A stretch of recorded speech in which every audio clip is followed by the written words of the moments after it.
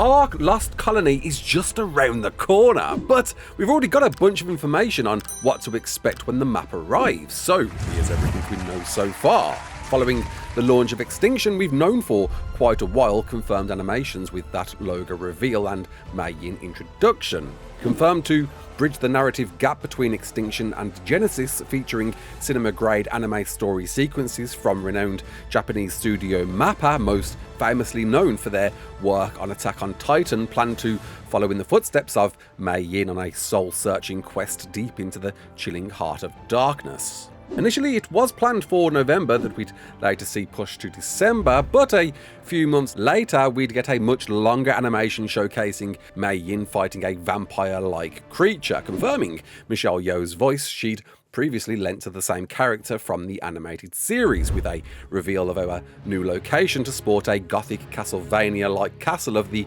map's location, alongside reveals of 3 logos alluding to a former world leader organisation, United Republics of Earth, something reminiscent of storyline antagonist Rockwell, and a brand new logo to summarise 3 potential factions, preluded by mo-capped renders of main protagonist Helena briefly talking from a foliage-filled scene with the words "Never Let Go," talking with another character voiced by Eolihi Cravalho, who'd we known from the Bob's Tall Tales animations to voice the character Mika. A few months after that, American actress Katie Sackhoff would tease a script she'd been recording for, that we'd later find out would be lending vocal talents to the character of Diana Altarez, Mei Yin's partner, whom they travel to this new map with, revealing some plot points that Mei Yin would be referred to as the Lost Queen, with themes suggesting her character to be somewhat combative against another, possibly Diana or maybe even us. And shortly before the launch of Ragnarok, revealing a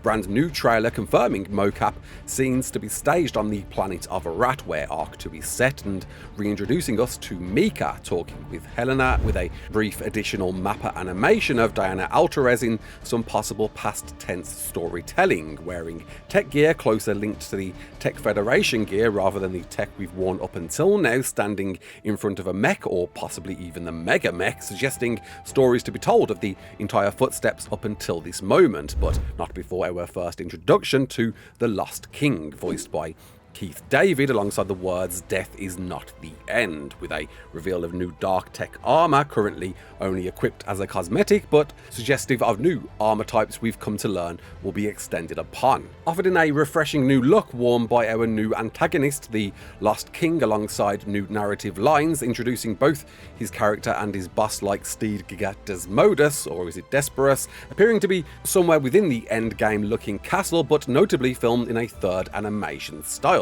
This being an in-gameplay sequence alongside the full CGI mocap and mappa animated sequences we've seen samples of, with Bob, voiced by Carl Urban, suggested to have a more integral plotline too, the latter useful to depict certain action-heavy moments, as detailed by co-founder Jeremy in our Q&A section following Extra Life in early November, explained to discover even more mediums alongside the traditional explorer notes and dossiers we've known so far, but now delivered with a new purpose-fit theme and all fully voiced, with an example offered of one of Edmund Rockwell's notes suggesting his first note and how we might learn more of his motivations, delivered alongside a new musical score, of which we'll find around 75 minutes of Gareth Coker composed music for some eargasm symphonic bliss, as well as voice in-head narrative and semi-animated conversations between key main characters in Japanese RPG-style conversations. All are an experimental offering to see what we prefer and what we don't, awaiting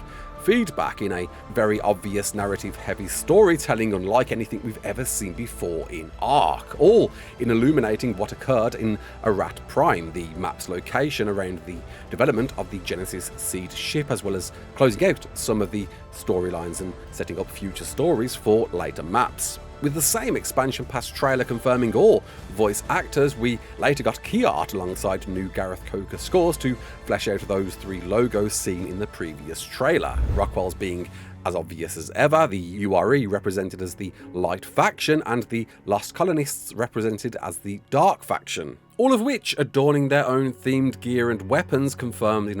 another screenshot and a very recent post. We could be seeing up to 3 different armor sets, an equipable variant of the dark tech we've seen so far in cosmetic form alongside a dark tech sword, a more samurai themed version noting the symbolic buckle and curved plating, possibly suggesting some influence from character Mei Yin, as well as an Eastern themed snow suit, extremely padded with complete face protection, delivered as a possible URE armor set, with them suggesting in several images to expect a new tech spear, but with what extra abilities we don't quite know yet. As well as the key art suggesting to discover tech wings, with a wonder what could they offer beyond tech suit flying, perhaps a cinematic crops like go between the two to offer temporary flight. It looks like we might be finding dark tech themed weapons such as fabricated sniper rifles and compound bows, alongside an all but confirmed fabricated crossbow, looking most definitely different to the crossbow we've got in the base game, but frankly anyone's guess on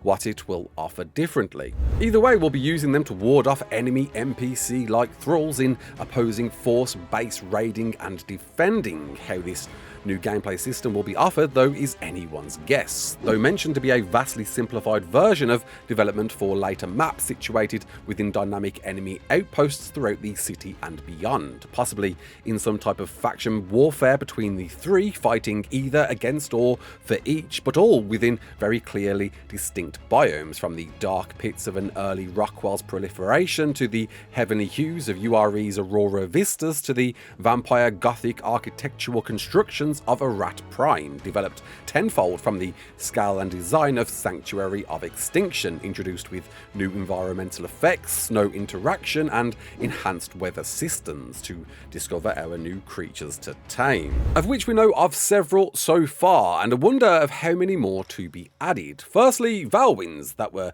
added as a new multiplying Ice Fox companion with the arrival of Ragnarok, will be able to evolve into one of 2 different forms: the heavenly Sphinx-like angelic Soulwind forms, sharpened to glide across ice fields and creating pathways, suspecting a speedy, agile mount to cross the map quickly, and dark red element-inspired heavy metal devil hound Malwind forms, with abilities to weaken and slow its prey, suggesting to be the more powerful of the 2, used for blunt forced aggression over dexterity, with both unclear on how Valwinds will evolve into each yet, but suggested to be infused with a strange substance. Early released mini Titan-like Ossodons will be mainstay for the map, removing their current available spawns from other maps to be exclusive to Lost Colony, and boasting the same Rex-beating stats they're quickly becoming, suggesting to offer improvements for traversing cold temperaments alongside their agility to jump and bound. Their current inability to breed will be unlocked following launch too, suggesting their snowball bolus consuming ability to swallow up much more than their current low weight limits we're seeing so far. Weird Noglin looking variants, formerly known as Gloons, will offer a new shoulder pet with light emitting abilities to provoke or calm nearby creatures, possibly like a patchy rhino, but quite possibly acting like a glow pet, allowing illumination in areas otherwise difficult to navigate, and perhaps the most bizarre removal from any traditional creature design we've ever seen. Then the giant oriental flying never-ending story dragon Aureliax, introducing a wondrous way to tame, considering it drifting high in the skies, uncoiling and weightless, an encounter to becoming one with it in perfect harmony, with the giant jewel-saddled beast suggesting a trust system to befriend it depending on what you bring before it or destroy on sight if snubbed. Beyond these reveals, the recently teased Giga Desmodus could be offered as a tame, but I'm wagering bets on this being an arena purposed boss fight instead, as an evolved version of a more traditional like Desmodus variant as seen in the key art, returning from ASE Fjorda to hopefully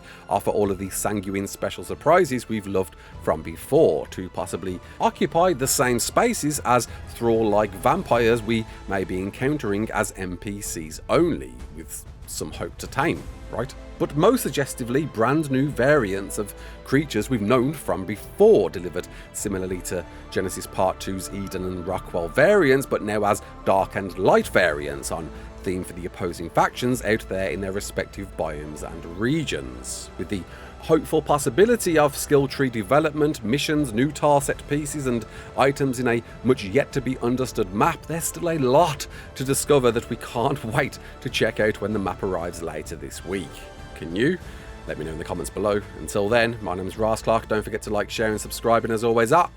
peace out.